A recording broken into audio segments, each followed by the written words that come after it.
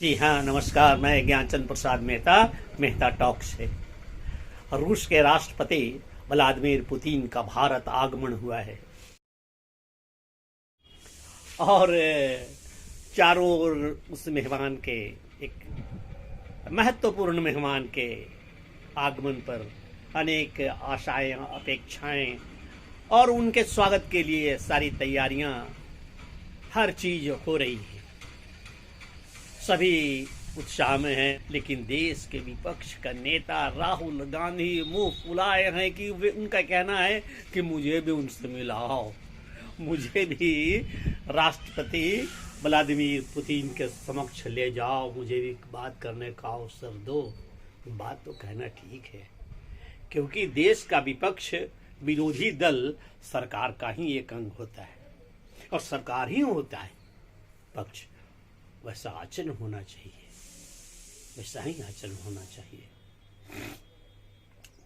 लेकिन अब जब घर में एकदम उत्पात करने वाला लड़का हो, नटखट हो, शरारती हो, तोतला बोलता हो, कुछ बोल दे, कभी कुछ कर दे, कभी कुछ गिरा दे, कभी कुछ उठा ले, कभी कुछ पटक दे, तब कोई भी महत्वपूर्ण मेहमान घर में आता है तो उस बच्चे को क्या करते हैं, किसी एक को लगा देते हैं कि इसको तुम संभालना। नहीं संभले तो किसी कमरे में इसको खटिया के पहुआ से बांध कर रखना जब तक मेहमान चला ना जाए। अब बताइए, वैसा तो हो नहीं सकता है। लेकिन गंभीरता से सोचे तो वास्तव में, जैसा कि मैं पूर्व में कहा, विदेश से जब भी कोई विदेशी राष्ट्राध्यक्ष या प्रधानमंत्री भारत आते थे तो विपक्ष के नेता को मिलने का उनसे एक अवसर दिया जाता था, एक मीटिंग अरेंज हुआ करती थी। लेकिन इसको हटाया किसने? इस परंपरा को समाप्त किसने किया?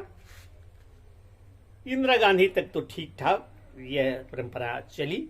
जब इंदिरा गांधी के बाद राजीव गांधी प्रधानमंत्री हुए तब इंग्लैंड के प्रधानमंत्री भारत आए थे। प्रधानमंत्री राजीव गांधी ने तब के विपक्ष के नेता माननीय अटल बिहारी वाजपेयी को कोई अवसर नहीं दिया था कि वे बात करें विपक्ष से। उस दिन से यह परंपरा समाप्त हो गई।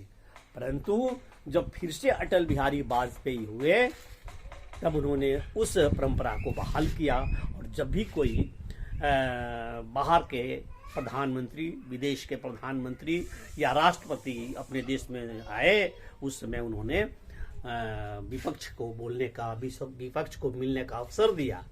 मनमोहन सिंह जी जब प्रधानमंत्री बने तो उन्होंने भी इस परंपरा को लागू किया। परंतु 2014 के बाद जब प्रधानमंत्री मोदी हुए और विपक्ष में राहुल गांधी आए तो विपक्ष ने इतना हाथ पांव पटकना शुरू किया, शोर शराबा, तोड़ फोड़ मरोड़, कि वो विपक्ष के जिम्मेवारी को लगभग भूल ही गया। आज तो विपक्ष ऐसा है जैसे कि वो इस देश का विपक्ष न होकर के दूसरे किसी देश का व्यक्ति दिखता हो, जो भारत को हर स्तर पर नीचे गिराना चाहता हो, उसका अवनति चाहता हो। तो ऐसे लोगों को आप यदि अपने अंदर पात्रता सिद्ध नहीं कीजिएगा तो कोई कैसे किसी मेहमान से मिलाएगा।